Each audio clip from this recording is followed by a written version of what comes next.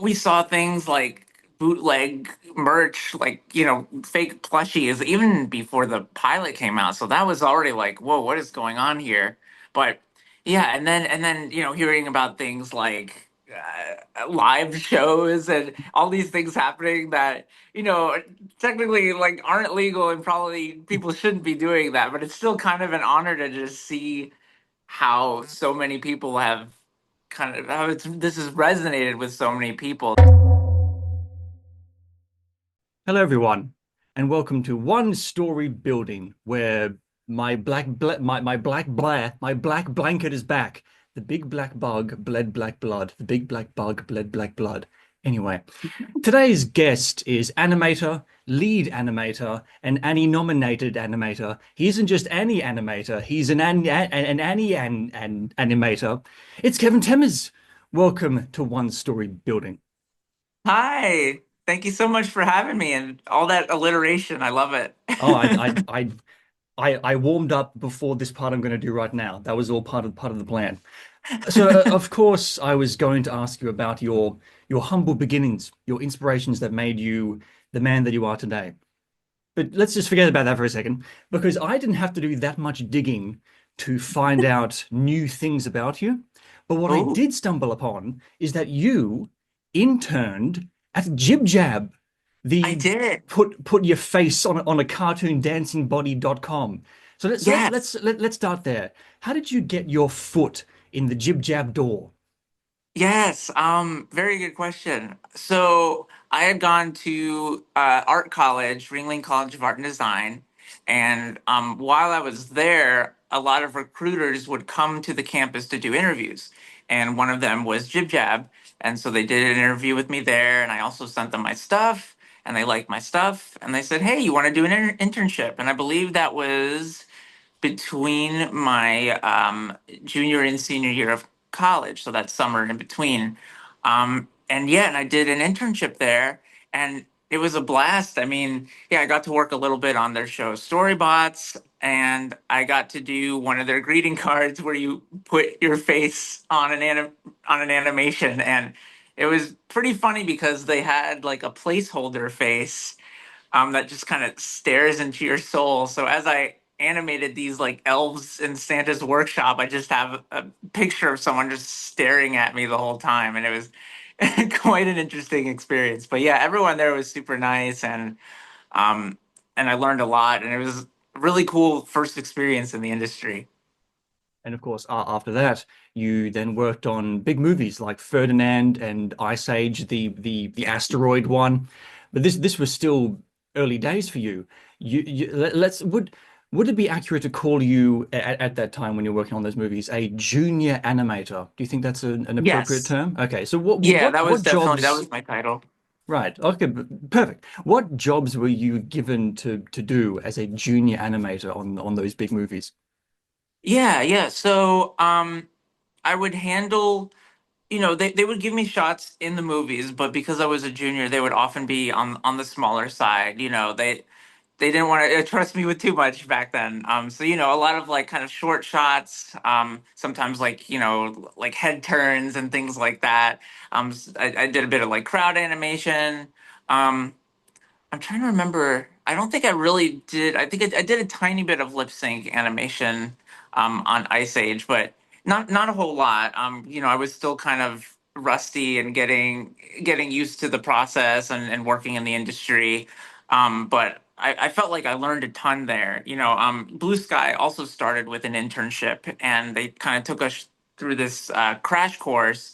We did like a bouncing ball assignment, but instead of a bouncing ball, it was making Scrat's acorn bounce, an animation exercise with Scrat, um, some head turn thing, and yeah. So after that internship ended, they were like, "Hey, we like your stuff. We want to bring you on full time," and that led to me working there for 3 years on three different movies.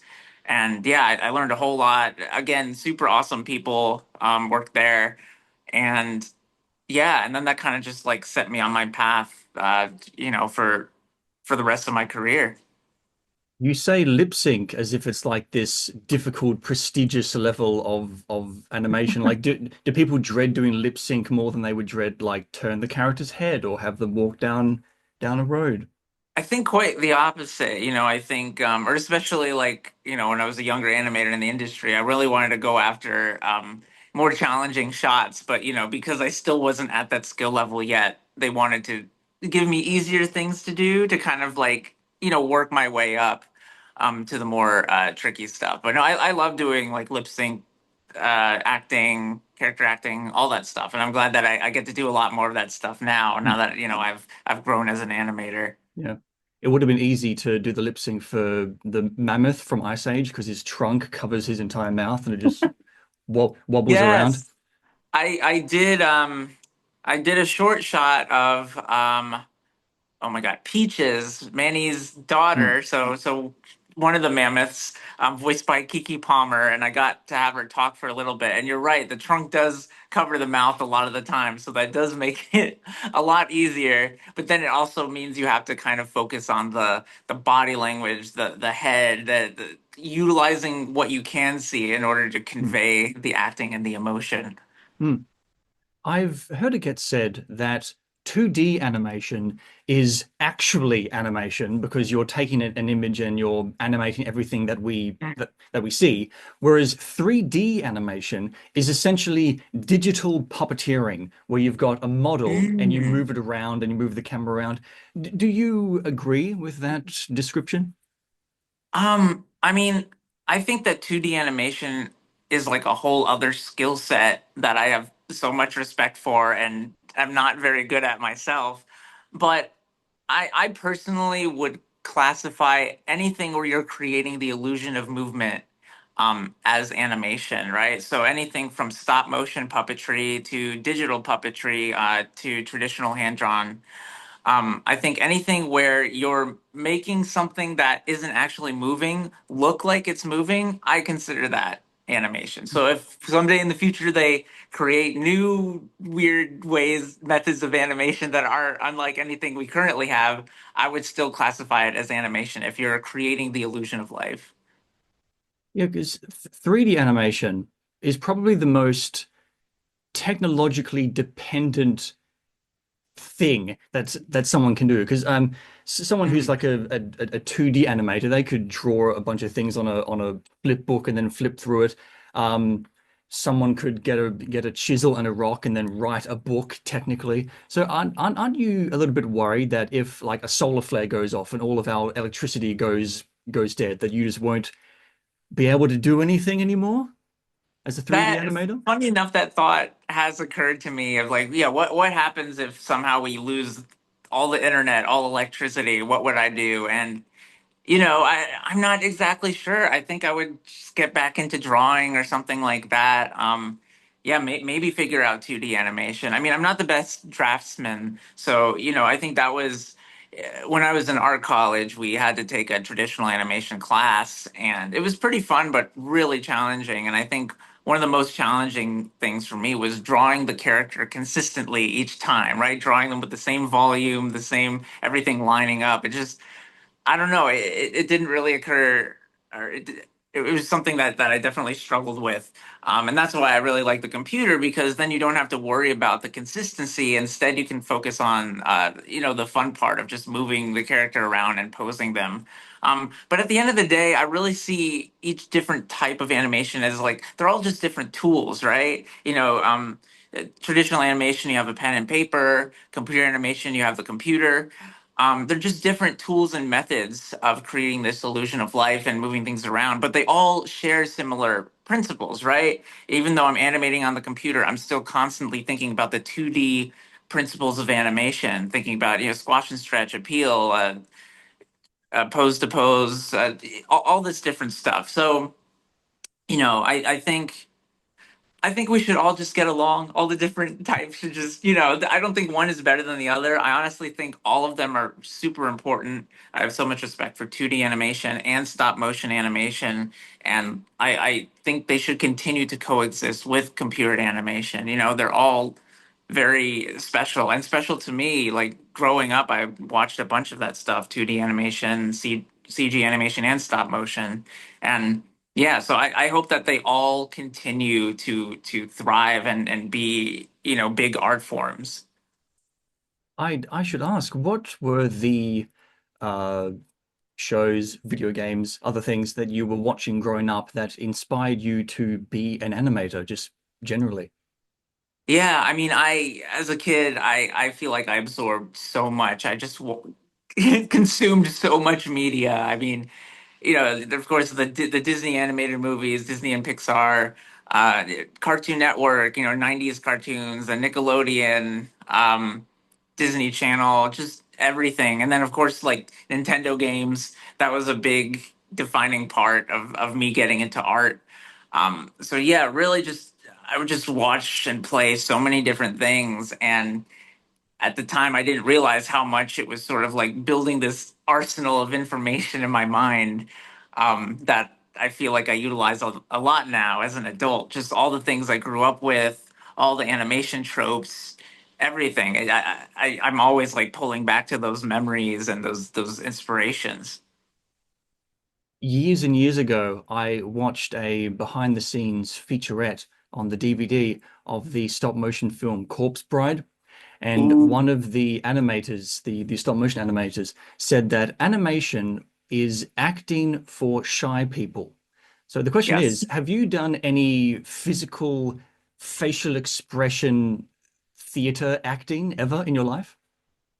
Um, a, like a little bit like in elementary school, but I don't think it really counts. I wasn't like a theater kid. I'm kind of like a wannabe theater kid where I'm super into theater and musicals, but never got to really be part of that world.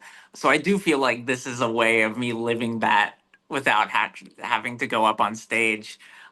Funny enough, though, a lot of animators, including myself, like to shoot reference of themselves, video reference of them acting out the scene so that they can utilize that in their animation, right? So we can like notice little things that we do that maybe we don't even consciously do, right? Little facial tics or movements and things like that, or just getting an understanding of the body mechanics. So a lot of animators will be actors just in front of the camera, behind the scenes, like not up on stage.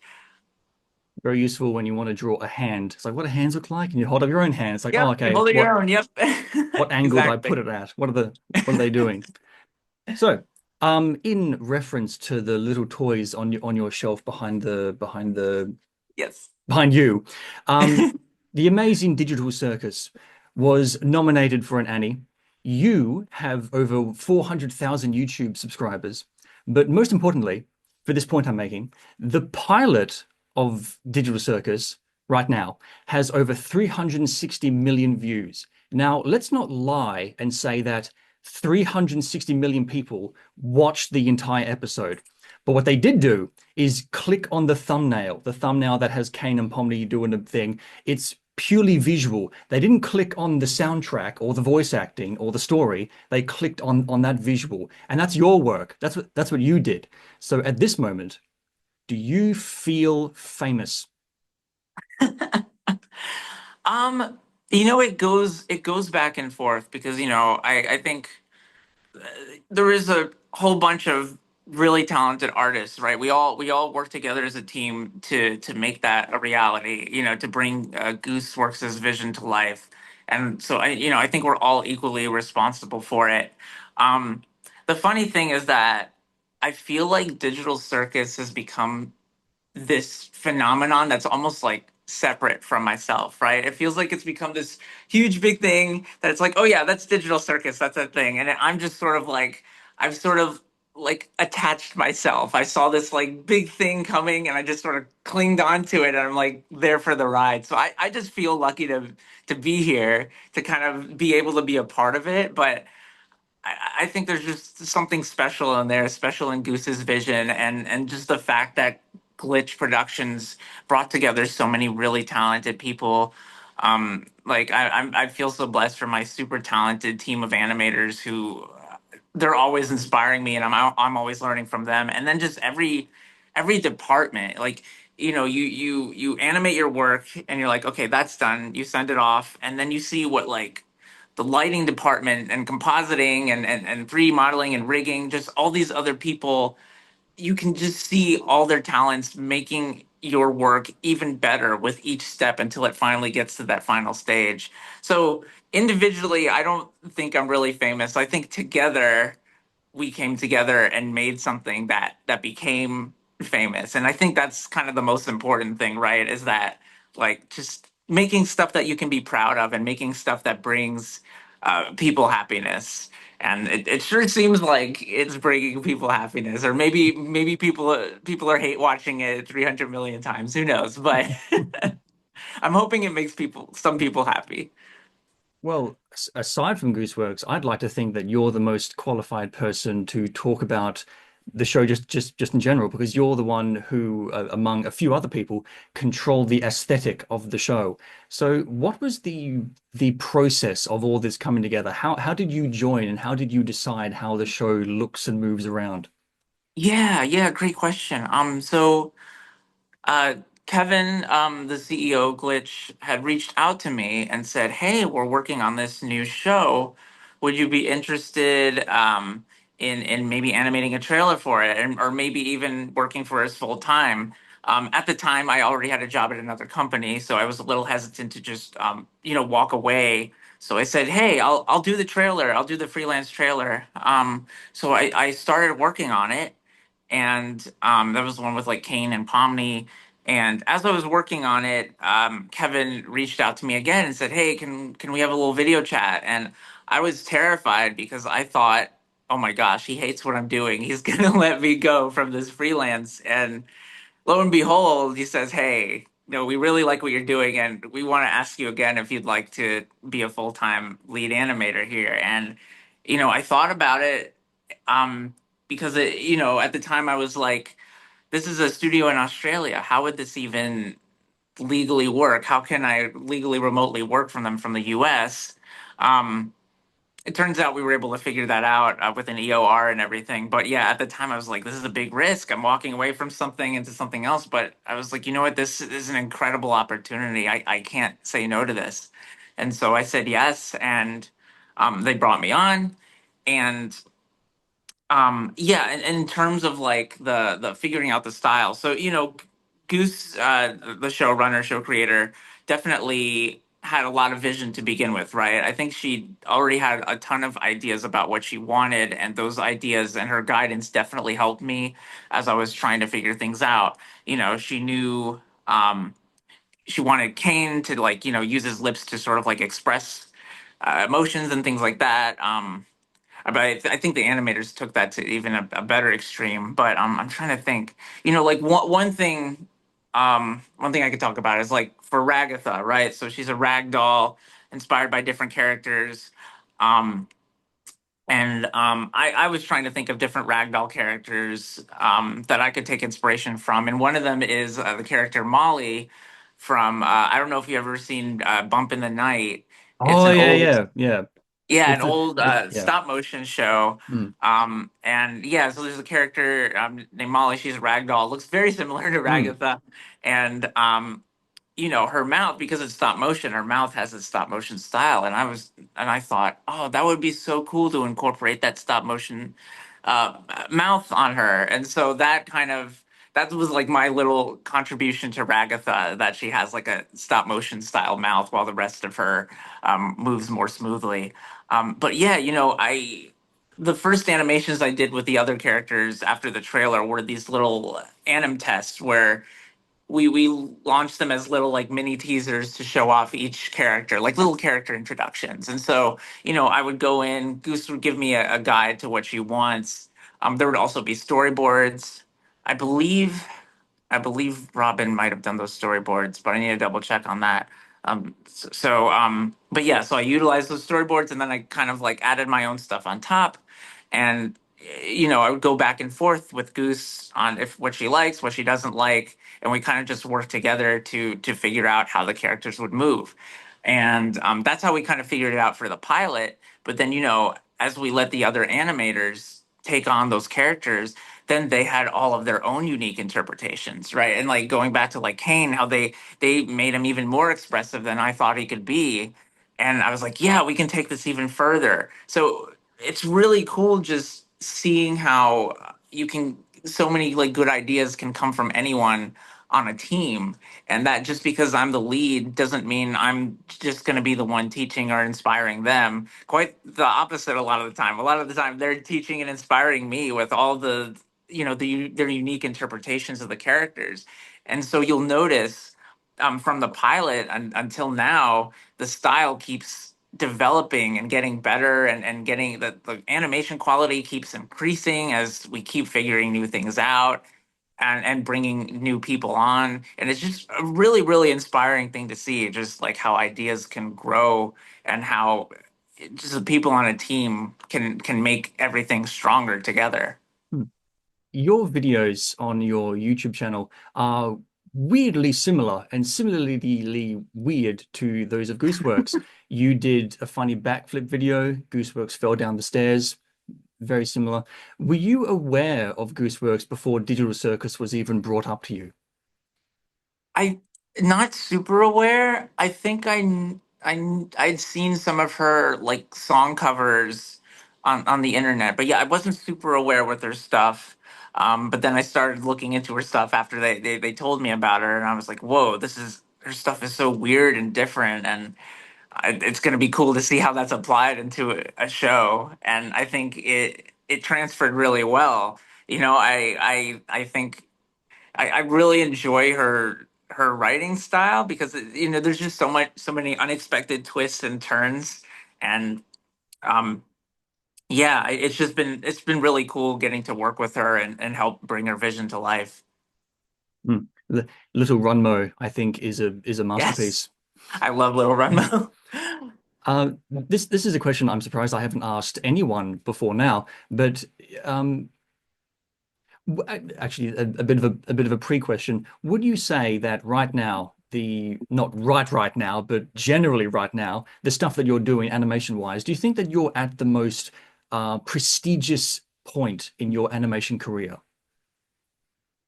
um yeah, I mean that's a pretty fancy way of putting it, but I would say, yeah, I feel like my career has had a lot of ups and downs, and like a lot of twists and turns that weren't like planned from the beginning, but I feel like it's all led me to a place where I'm really happy Okay. currently. I don't know what the future holds, but I feel like this is definitely like the best job I've ever had. Mhm. Okay, cool. So I am reminded of the big gooey chocolate monster from Digital Circus episode 2, where as soon as I saw it, I thought to myself, okay, this character was invented so someone can animate it and then put that on their animation demo and say, oh, look at how I can do all these moving parts at once. So when you look back at everything that you've done up to right now, your most prestigious point in your life, has all of your work retroactively, at least a little bit, lost a bit of its own unique content identity where it can stand alone as its own thing? And now has it become practice for what you're doing right now? Huh. That is an interesting way of looking at it. You know, I something I've noticed is that my personal work and my professional work each kind of help each other, because I think both of them are practice. I feel like everything I'm doing, every shot I work on, everything I do for myself, for someone else, there's always some kind of lesson in it. There's always some kind of learning in it, because I'm always trying to do something new that I haven't necessarily done before. Um, and even very recently, there was something that I was working on, or what was it? A project I was working on, one of our upcoming shows. I was inspired by that, and that inspired me to work on something for a personal project. And then as I worked on that thing for the personal project, I then came across certain discoveries that I was able to utilize back on the professional stuff. So there's this kind of beautiful harmony of that back and forth benefiting. So at the end of the day, I think it's all just getting to make things is a blessing, right? Getting paid to make things, or having people watch the things you make.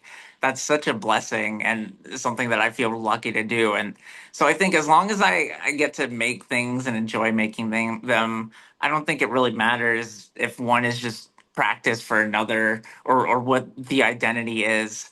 I think I like to hope that I can kind of express my voice both in my personal work and in my professional work. I have been a fan of Gooseworks for well over a decade now. I still have the Banjo-Kazooie covers on my phone when I totally legally downloaded them onto my chunky iPod back in the day, and I would listen to them while walking back from school. So I had a rather sentimental reaction when I was reacting to the fact that Digital Circus blew up so much. Really, all I was really thinking was, oh, Gooseworks has just come so far from back in 2014, 2010-ish. So this was hit the I was hit the hardest from this at the start of episode one because it starts how the teaser starts that you worked on with Kane going jaw-dropping, mind-bending, heart-stopping. But then in episode one, not the teaser, but in episode one, he then says, "Let's get right on with the show," and the curtain opens. And even when I saw it back when it had like 10,000 views, I felt this sense of wonder and anticipation, like millions of people were cresting at the top of a roller coaster, ready to go down. And now, even now, that's my favorite moment when the curtains open because it's the introduction to the entire show. It isn't like a 30-second song at the start of a kid's cartoon. It's the start of the whole series. So, Right. what was it like working on the teaser where that happened, and then episode one where it happened again, and then it kept going? And did you get a sense of how special it was and how big it would become in the future? I I knew that we were working on something special. I think we all did, but I don't think any of us knew that it was gonna get this big. Um, it was a lot of fun working on that intro, and I felt like it was an honor to sort of animate the first thing that people see with Kane and Bubble in the intro, and then right when the curtain opens, then the other animators started animating the other characters. So it was nice that they also got a chance to sort of be part of that introduction, right? It's like we're all kind of bringing these characters to you. But funny enough, I think my favorite moment, even just from the boards, the storyboards, was the ending, with Pomni staring into the abyss, and and the music, like the music was just so powerful. And so once I saw that ending, I was like, holy crap, this is an incredible ending for a first episode. Like, this will definitely, like, this leaves me wanting more, and I'm sure it'll leave other people wanting more. So I definitely knew there was something special here, but I don't think we ever could have predicted how big this got. Because if you think about it, like Murder Drones, our other show, was pretty big. Like each episode would get like millions of views. So we were already building this following. So I think like we were expecting, like, okay, hopefully we can at least get the same amount as the Murder Drones pilot, which I'm trying to remember. I think it was like in the 20 to 60 million range. But then, we just saw the numbers flying up so fast, and we're like, wait a second, are we at 100 million? What is happening here? And it just kept going and going, and we're like, how big is this gonna get? And we saw things like bootleg merch, like fake plushies, even before the pilot came out. So that was already like, whoa, what is going on here? But yeah, and then hearing about things like live shows and all these things happening that technically like aren't legal, and probably people shouldn't be doing that. But it's still kind of an honor to just see how so many people have kind of how this has resonated with so many people, these characters, and how big it's gotten. And then of course that led to like the actual official stuff, like the cafe and pop-up stores in Japan. Um, my girlfriend and I visited Japan, and we got to like get Digital Circus gotcha toys out of like those machines where you put in the quarter and you get like the ball and there's a toy inside, and it was just so surreal seeing characters that we worked on all the way across the world. And yeah, what else? And even like I was in Mexico for this thing called a Luma Fest, and just seeing all these artists like super inspired by Digital Circus. I'm just like, wow, this has just reached all these different corners of the world. And I it just, like I said earlier, it feels like such a blessing to be part of this, but it really does sometimes feel like it's this separate entity, that it's like, oh, I don't work on that show. That's just like that popular show, that's a thing, or I'm just kind of like clung to it. Um, but yeah, I I don't think any of this us could have predicted this, but it's a very, very pleasant surprise. I went into a kid's store a few months ago to get a little toy for my niece, and there was this little box with these plastic egg things inside it with Digital Circus characters inside. And on the box to advertise the toy, it had all of the Digital Circus characters and also that Sun Moon animatronic from Freddy's Five Nights at Freddy's Oh, yeah, yeah, yeah, yeah, Security yeah. Breach. And I was like, that's kind of off topic, but I kind of understand why it could be there because the Amazing Digital Circus follows this trend that I've been seeing from like 2014, starting with Five Nights at Freddy's, as Hmm. everything does, where you're in a fun pizzeria, but the animatronics are evil. And then a couple of years later, there was Bendy and the Ink Machine, where you're in an animation studio and the cartoons are evil. And then after that, there was Poppy's Playtime, where you're in a toy factory and the toys are evil. And then a little bit after that, there was the game Kanito Pet, where you've got this funny desktop assistant Oh yeah. paperclip Yeah, inspired yeah, yeah, thing, yeah. but he's secretly evil. And then even in a game like Undertale, where there's like this deeper, darker story happening underneath all of the funny pixel jokes. And now at Glitch, there's Nights at Guinevere, where it played a trailer, and for the first several seconds, 10, 12 seconds, that it's like, oh, it's a fun fantasy thing. And the whole time I was like, something's going to happen. There's going to be like a weird dark thing, like tentacle monster that's going to show Yep. up. And yeah, that's what happens. It's like I'm reminded of that trend in like the mid 2010s when every single video game and movie poster had to have the exact same teal and orange color combination, and that's sort of faded away now. But if I were to give a quick guess as to why this is all happening, to not intrude on your answer to this question, I think it's a Gen Z thing where they've spent so much time online, which can be a dark, uncanny valley kind of place, that they have this very distinct distinction of light and dark, nature and technology split in their heads that resonates with these stories. But in your opinion, where do you think this light, no, this, yeah, light and colorful, but secretly dark, where do you think these stories are coming from? Like, oh, in general, where are these Yeah, stories like come? what's in inspiring all of these stories to have that same kind of tone of things are bright and colorful, but not really. Yeah, it is a very fascinating phenomenon, and you're absolutely right that this has definitely like been a trend for a little while now, and I feel like Digital Circus does perfectly fall into that. I don't think that was Goose's intention. I think Goose just wanted to make something that she liked, and and I think that that's always kind of like the purest way of creating something, is just create something you like, and then hopefully other people will like it too.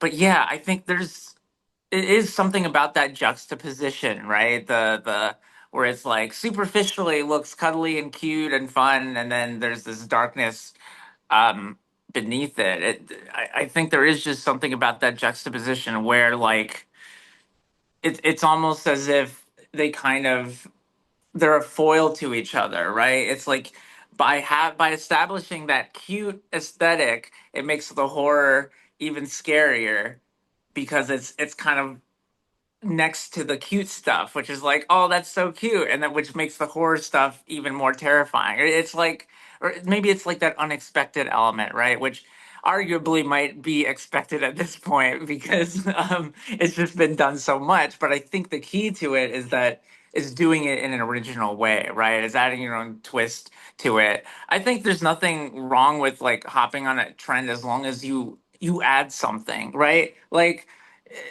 people talk about how like, oh, Spider-Verse started a trend with like animated movies, but that doesn't mean all these movies look exactly like Spider-Verse. Like you think about like the new Puss in Boots Last Wish movie, and like yes, it definitely has a lot of vibes of Spider-Verse, but it also I feel adds a lot of its own flavor to it. So I think the goal is always to sort of like add something to the conversation, add something that people haven't seen before. And maybe you take a little bit of familiarity, but then you add they come for the familiarity and then stay for like the uniqueness of it.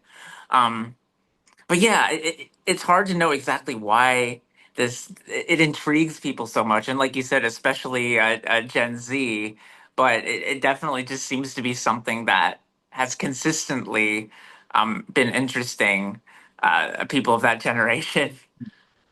Gooseworks has said that Digital Circus is not a horror story, not a horror franchise. And my response Mhm. is, well, why would people think anything else? Because not only is it like an episode of Black Mirror, it's literally an episode of Black Mirror because people's consciousness is being digitized, which has happened like three times in that show. Um, Right. so I've said my favorite part of Digital Circus, which is the curtains opening. Therefore, I have given myself permission to talk about my least favorite part from the entire series. So Okay. now I know you're not a writer, but screw it, you're close enough. Where my favorite part of the Digital Circus is the start of episode one when the curtains open, and my least favorite part is the start of episode two when Pomni has a nightmare about falling into a hole and then becoming a Oh. weird black cube giraffe monster. Yeah, So yeah, the yeah. question is this. From your perspective, from your animation perspective, when you were animating this, how exactly does a digital consciousness who canonically cannot sleep have a dream? That is a very good question. My thought is that I think they might have mentioned this in the pilot, but I could be wrong. I think Ragatha does mention that they don't really need to sleep, but it helps to sort of like maintain that sort of like sanity. Mm-hmm. So or I think they also made a comment about it of like how like they don't need to eat, but Kinger was saying something about how like they don't need to eat, but you can still experience the sensations. Or even in that episode where Pomni is like holding her breath and they're like, you don't need to breathe, and she's like, but it still feels like I'm gonna die. So I think like canonically, I think it's the whole idea of like maintaining that the appearance of normal life, or like the functionality that your brain needs, or sort of like the yeah, I guess more for maintaining sanity than for actual benefits. There's no benefits of them going to sleep, but I think it's like a break from the insanity. Otherwise, if it's not any of that, maybe Goose just didn't think of that. But I Okay. personally think canonically it still works within the story, but I totally see your perspective as Mm. well. The scene in episode three when Pomni and Kinga are holding their breath and Kinga starts glowing. I was like, this is so beautiful. But what's literally happening is just so weird. Where you've got a little jester girl and a chess piece with a robe on, holding their breath in a like it's just I don't know, very strange, I guess, that something so strange can be so beautiful. Like the music, the glowing, it was all really pretty. Strange. Mhm. I see all the time the voice actors from Digital Circus share around fan art of characters that they voice. And of course, they have a prominent role in making these characters so beloved. But you are the one who can claim ownership of how they look. And that is what the fan artists are drawing. So when you see a picture of Jax in a maid outfit or Pomni as a boxer, or Gangle tying up Ragatha in a completely plutonic, family-friendly context. How does the reaction of these fans to your work make you feel about your work? That's a great question. But I should say, what I kind of helped with is more of like how the characters move. How the characters look is much more. Goose designed all the characters She made sketches of them, and she even made the first 3D models of them, I believe. And then we had 3D modeling artists take those 3D models, and then they either like used the existing ones or they made new ones based on those ones in Maya, because Goose likes to work in Blender. Um, so I think the characters are very much Goose's, and I think the contributions that me and the other animators make to them is more of like breathing the sort of like life into how they move and how they act.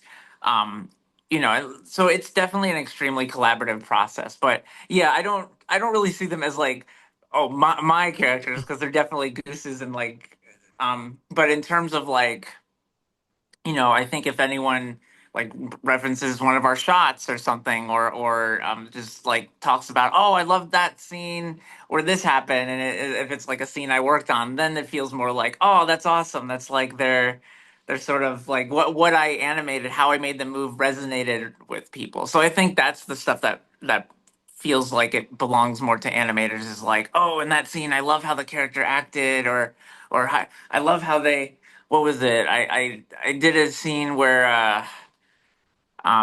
I think it was episode 3 where Pomni, sees Gummy Goo in the oh no, sorry, that's episode 4, where Pomni sees Gummy Goo in the restaurant. It's Buzzy's, and she mentions his name, and he doesn't remember her, and he's like, what the heck? How does she know my name? So he's like, he kind of like does this, like he puts his like finger up slightly, and I wasn't sure if people like would even notice that, but like I would see Mm. comments of people saying, "Oh my God, did you notice how Gummy Goo puts his finger up like he's wondering what happened, or maybe he remembers her or something?" And so those are the moments that I really like, where it's like just some choice, animation or acting choice I made. If that resonates with someone, I feel like then I've done my job, right? I've effectively communicated a message with someone without even meeting them, which I think is just kind of a really cool, surreal thing. So there's at Glitch, there's Murder Drones, the Digital Hmm. Circus, Hmm. and upcoming next, the thing you're working on is the Gaslight District. So we Yes. have robots, silly digital avatars, and zombie things. And in the early 2000s, Pixar knew their limitations. That's why they started with, fish and toys and cars and monsters. And even when they got to The Incredibles, they still were sort of like stylized and janky looking. So, but it's 2025 now. So what gives? Why they're so what's with the lack of human characters in modern 3D animation? Oh, I never thought of that. I mean, I think it could be, I don't think it's a limitation thing. I think it's more of like trying to make things that people haven't seen before, right? And it's like we've seen a lot of things with people in them. And I mean, you can have people in live action things. Like I personally think if you're gonna have humans in an animation, I think it's good to have a reason for it to be an animation. That was one of my teachers back in art school had said that. Like, why is this animated, right? If it's just a bunch of people doing normal things, it's like, why not just shoot this in live action? But if you're working with animation, it's like it's a good reason to make something like, fantastic and magical. And I mean, you can definitely have people doing things in animation for sure, but I think it's always good to find a way then to like do something in there that you wouldn't be able to do in live action. And so, I think Murder Drones, Digital Circus, and Gaslight District are things that just wouldn't work in live action. I mean, maybe they could. I feel like they would look really weird, or almost like maybe be cheesy. Like I just imagine Digital Circus, like a woman in a jester outfit, just like be like, where am I? I feel like that would be very hard to pull off as sincere. But with animation, when everything is stylized, I feel like it's a lot easier to kind of sell it. And so that might be why, where it's like creators are trying to come up with amazing, fantastical things that you wouldn't normally see in live action. Um, but that's my take on it, at least. Interesting. So, what are your thoughts on the live action adaptations of uh not old, Disney Disney animated movies that are now live action. What are your thoughts on those remakes? Um, I I don't feel like they're very necessary unless they like add something, do something different. I kind of I liked the Jungle Book one because it felt different from the original movie, even though I think the original movie is still better. I thought it kind of added something, but then I know Mulan tried to do something different and that just went very south. Hmm. Um, but I think also you have to think about, I guess you have to think about, can you add something to this, right? A lot, you're taking these classic movies that so many people love and you're trying to like modernize it and give people a reason to watch it again. And if the reason is only nostalgia, then I don't think it's going to work out properly.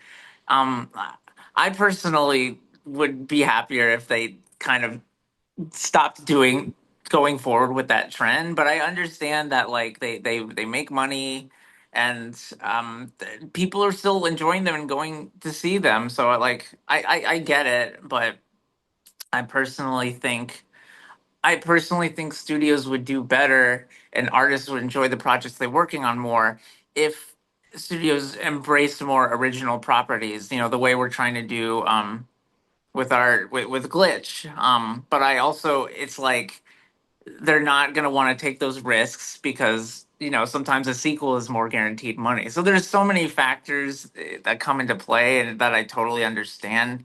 But I think what's going to happen is, if you know, if these studios keep doing sequels, people are just going to be hungrier for more original content, or you know, media, and then they're going to turn to indie animation. So I really think that I've been saying this in so many to so many people that I think we're going to be in some sort of indie animation revolution where, you know, these bigger studios are going to realize that what they're doing just isn't working anymore, and everyone's going to gravitate toward watching indie creators and indie studios on YouTube, and when they can just, yeah, why pay for this stuff when you can watch good content for free on an internet community and like talk with other people, right? You can comment in the videos, have conversations with people. You can just build a community and watch the content all in the same place for free. It's like that to me is the best deal. And so studios are going to probably start panicking because right now they're laying off so many artists, all these poor artists doing such an amazing job. You know, you think about like Marvel Rivals, that game was really successful, and then they laid off a bunch of people. Inside Out 2 is the most profitable animated movie, or maybe even the most profitable movie of all time. And then they laid off a bunch of Pixar animators. So this is a pattern throughout our industry right now. It's a mess and it's scary because there's no guarantee of stability, right? But now the ironic thing is that at this indie studio, I feel more stable than I would feel if I were at a bigger place like Disney. And that's why to me it feels like the tides are turning and everything is shifting. And if these big studios don't change their ways, I don't think they're gonna survive it. Yeah, in Inside Out 2, I think is a good example of how audiences want something that's familiar but also a little bit new. I saw Inside Out 2 and I really, really liked it for about 2 days, and then I started to think a bit more about it. The new characters, especially Anxiety, who I really liked the first time I saw it.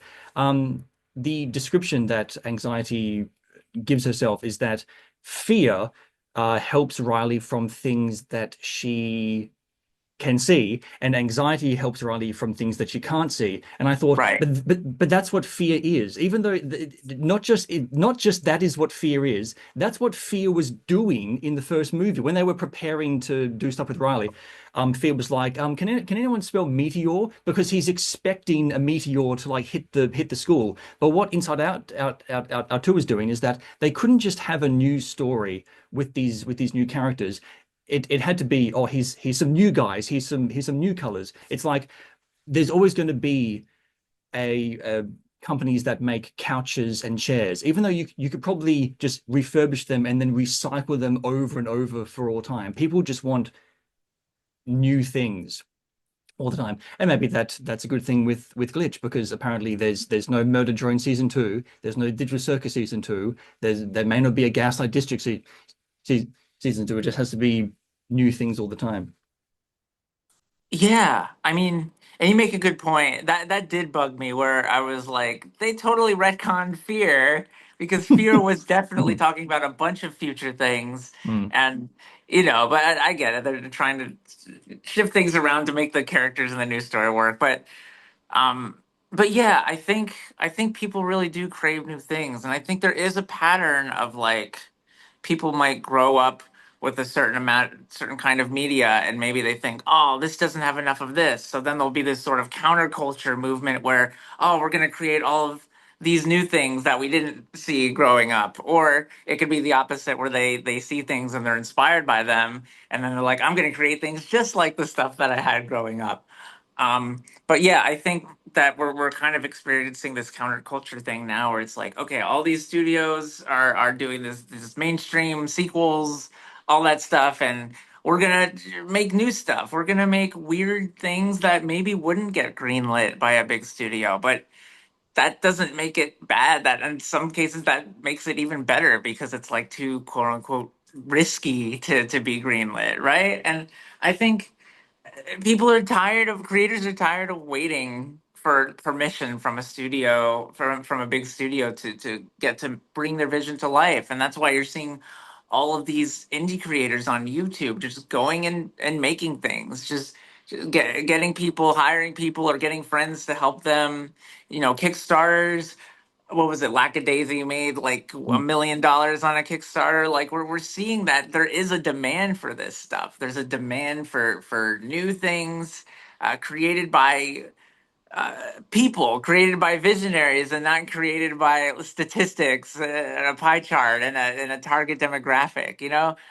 When like the showrunners at Glitch, when they're making stuff, they're not thinking of the target demographic. They're thinking like, I want to make something that I think is cool, and I Glitch has been very open to letting those creators kind of do what they do, to let them cook, right? I think that's one of Glitch's secrets, which isn't really a secret. It's very simple. It's you hire people who have talent, and then you let them do their talent, right? You don't get in the way. You don't say, "Oh, but that wouldn't appeal to this audience," or "Oh, that's not going to be nostalgic enough," or this or that or whatever. No, you just let them make things, and then you'd be surprised how well that does. Are you familiar with the Has-Been Hotel show? Yes. Okay. Are you familiar with, oh, I guess you would be, Adam, the character Adam with he's wearing this Yes, yes, like yes, yes, yes. techwearofficial.com electronic mask kind of thing. And as soon as I Yeah. thought that I saw that, I thought, okay, I don't know why that's there, other than the animators thought that it would look cool if he had like some electronic glitchy kind of mask thing going on. And Yeah. the main character Charlie, she's got fangs and her hair props up like ears because they wanted her to look like a cat. She isn't a demon, she's a cat.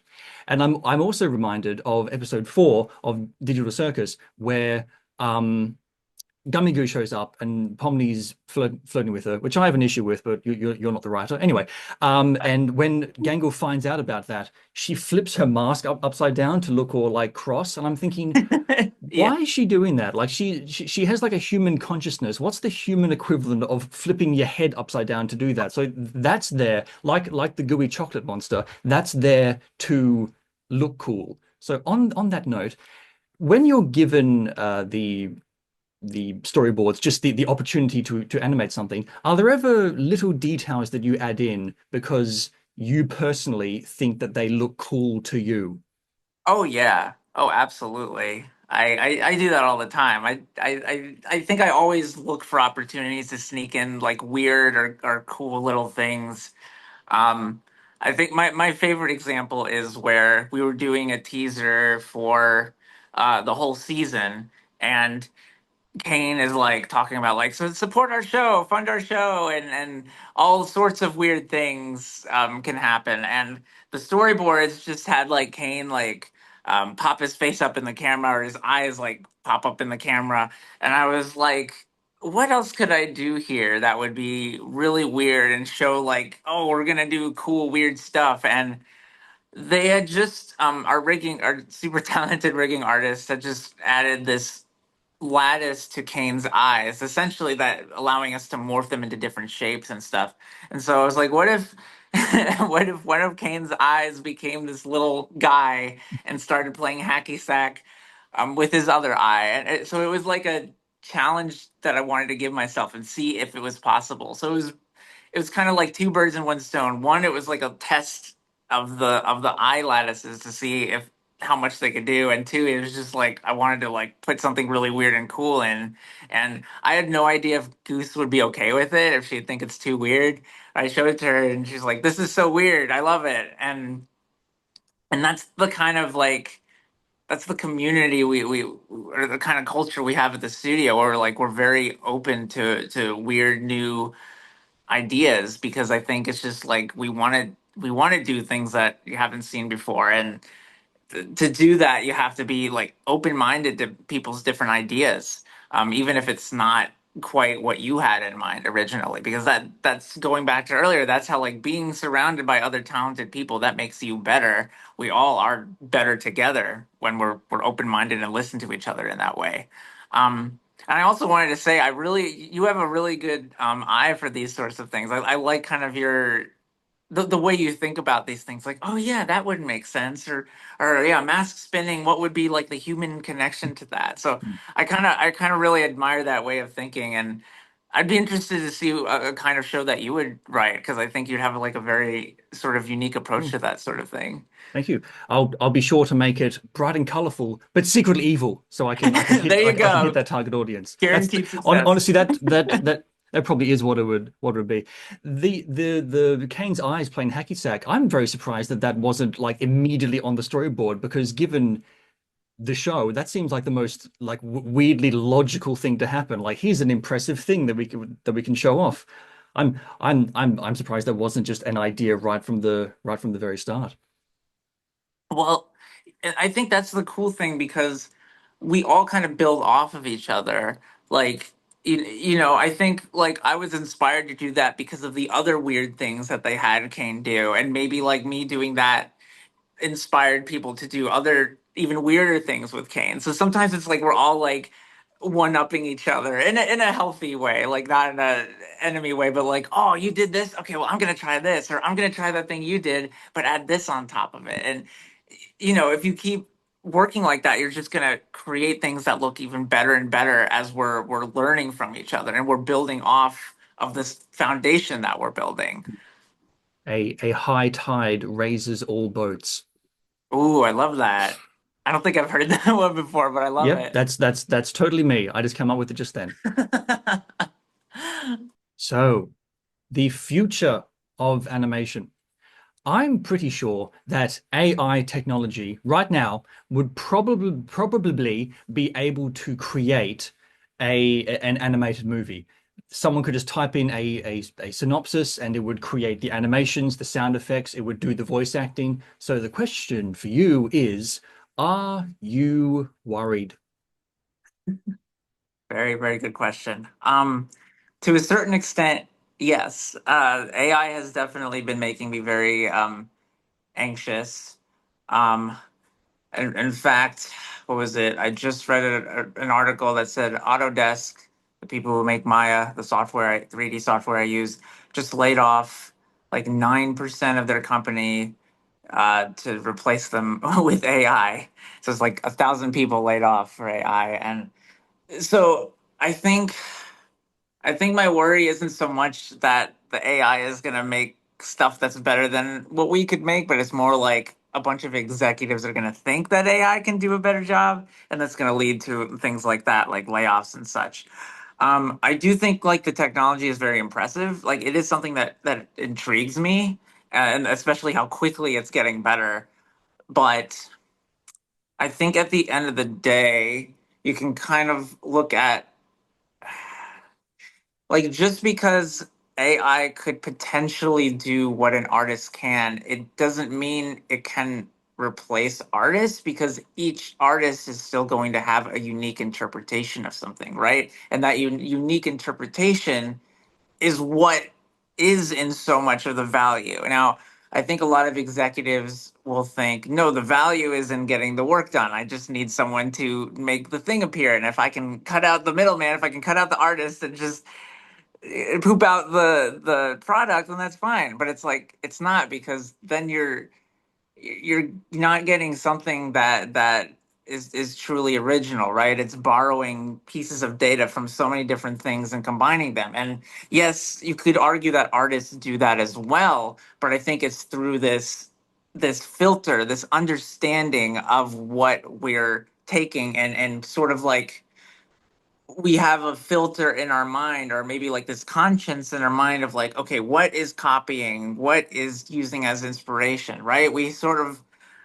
can sort of decide for that in our mind, but right now at least the AI isn't doing that, right? It's just taking things and trying to turn it into other things. It's not thinking, oh, should I not copy this too much? Or now maybe in the future they'll give AI a program of conscience or something or morals and whatnot, and maybe that'll make it a more accurate artist. But for the time being, I think even if as the technology gets better and better, I still think there's still so much value for having actual artists. I mean, you see, what was it? Coca-Cola did a commercial with AI, and it looks terrible. It just looked like sort of like took existing things they did and just like slapped it together, and it just looked off. Like there was something off about it, and um, yeah, it's hard to say because I do think the technology has gotten further than I could have ever predicted. So it's possible it'll continue to get better. But right now, the way it is right now, I don't think it's going to replace artists successfully anytime soon.